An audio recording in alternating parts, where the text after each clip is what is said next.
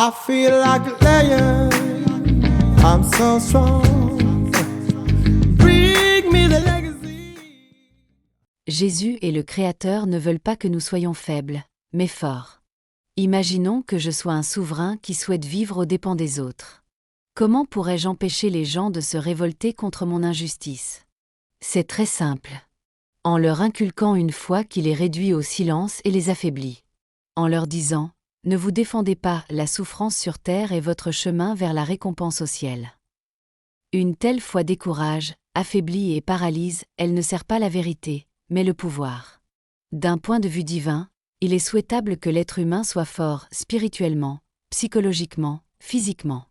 Car ce n'est qu'alors qu'il peut reconnaître l'injustice et s'y opposer, défendre ses semblables, contribuer à un monde meilleur, être un véritable co-créateur du bien. Extrait de l'Évangile des 12 saints. Si vous vous remplissez de l'Esprit de Dieu, non seulement vous serez ferme dans la vérité, mais vous redresserez ce qui est tombé. Vous êtes les torchers de la lumière qui s'allument dans les ténèbres. Chapitre 44. Ici, l'être humain n'est pas appelé à la faiblesse, mais à un rayonnement intérieur, à la guérison active du monde. Heureux ceux qui souffrent pour la justice, car ils sont les véritables combattants du Seigneur. Ils ne combattent pas avec l'épée, mais avec la vérité, et le ciel est à leur côté. Chapitre 25. Le véritable combattant ne se bat pas pour lui-même, mais pour la justice. Ici, le combattant spirituel est clairement défini. Il combat le mal, pas l'homme avec la vérité, pas avec la violence. Et tout le cosmos est derrière lui. Vous êtes la lumière du monde. Non pas pour vous cacher, mais pour briller parmi les hommes. Chapitre 33. L'homme est ici expressément appelé à la visibilité et au rayonnement, en tant que porteur actif de la lumière divine. En vérité, l'homme est co-créateur avec Dieu. Ce qu'il sème en esprit et en acte, il le récoltera dans le temps et dans l'éternité. Chapitre 48. Non pas la passivité, mais une corresponsabilité créatrice, un encouragement clair à façonner sa propre vie consciemment dans la lumière de Dieu. Il ne s'agit pas d'une soumission passive ou d'une obéissance aveugle. Jésus n'appelle pas à la faiblesse, mais à la maîtrise spirituelle. Le véritable combat ne vise pas le pécheur, mais le péché. Pas l'homme, mais l'injustice. Pas avec la haine, mais avec la clarté et la force de l'amour. Défends-toi, mais avec les armes de la lumière. Ne réagis pas au même niveau, élève-toi plus haut. Demande à l'agresseur « Pourquoi fais-tu cela ?» Cela le mettra en évidence, non par la violence, mais par la prise de conscience. Reconnais, ton ennemi te montre une ombre en toi-même. Ce qui ne te concerne pas ne t'émeut pas. Défends ta famille, tes amis, ton peuple. Non par vengeance, mais par amour, par sens des responsabilités et par lucidité. Non avec des armes, mais avec sagesse.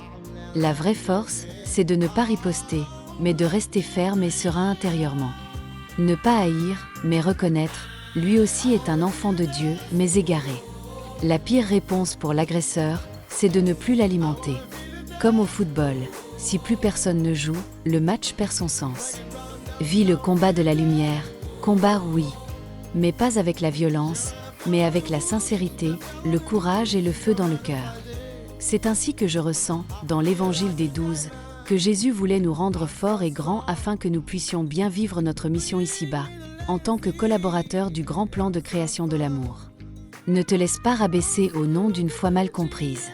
Sois fort, sois lumineux, sois authentique, car ce n'est qu'avec une force intérieure que tu peux vivre le plan de ton âme et transformer le monde pour le mieux. Alors le cosmos rit et les anges dansent. Comparaison entre le Nouveau Testament et les Apocryphes. Nouveau Testament, Matthieu 5,39 Ne résistez pas au mal, tendez aussi l'autre joue. Romains 13,1 Si soumission à l'autorité publique, elle est établie par Dieu.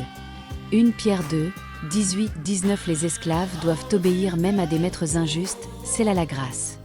Philippiens 2,8 Jésus s'est soumis jusqu'à la mort, un modèle pour nous. 2 Corinthiens 12, 9, 10 La puissance de Dieu se manifeste dans la faiblesse. Quand je suis faible, je suis fort. Hébreux 5,8 Le Christ a appris l'obéissance par la souffrance, comme chemin vers la perfection. Écrit apocryphe. Évangile des 12 saints. Chape 44. Vous êtes des torchers de lumière, remplis de l'Esprit de Dieu, redressez ce qui est tombé. Chape 25. Les vrais combattants souffrent pour la justice, non pas par l'épée, mais par la vérité. Évangile de Thomas, Logion 70. Si vous faites sortir ce qui est en vous, cela vous sauvera. Évangile selon Marie, verset 10. Que personne ne vous commande sauf la vérité intérieure. Ode de Salomon, Ode 38. Tu dois briller pour le monde, car ton cœur porte ma lumière. Épître de Barnabé 21,1. Revêt-toi des armes de la lumière pour combattre avec joie les ténèbres.